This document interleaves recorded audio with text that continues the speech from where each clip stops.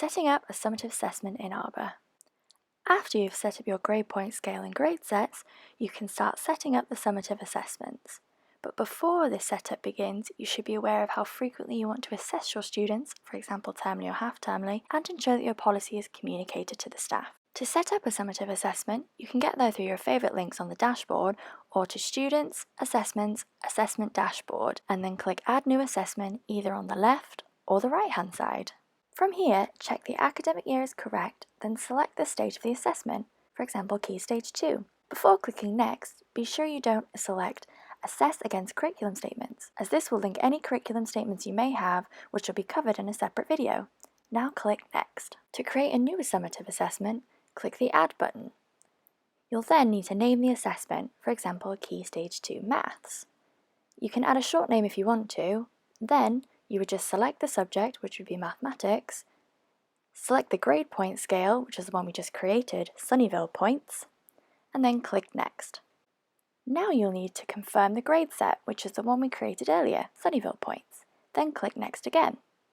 On this page, you can choose if you want weighted strands or not. This is if you want the assessment breaking down into more specific areas that are separately marked, and then those marks are fed back into the parent mark. For this example, we'll select No, then click Next. Then, choose the frequency of the reporting on this assessment, for example, half-termly. Then click Next. After that, you can assign students to the assessment, which can be all students, courses, registration groups, or year groups, for example, Year 3. Then click Next. Here, you can confirm the linked course to that assessment, which in this case would be mathematics. When confirmed, click Next. The last step is to review the assessment setup and ensure that all of the information is correct. When you're happy, click Complete Setup. When these pop-up boxes appear in Arbor, it's important that you take the time to read through them as they're usually pretty important.